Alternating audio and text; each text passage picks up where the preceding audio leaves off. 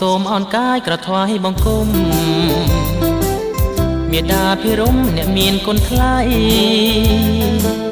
ពីនេះរូបកូនបែកទីគ្រួសារខ្លួនសែនទុក្ខា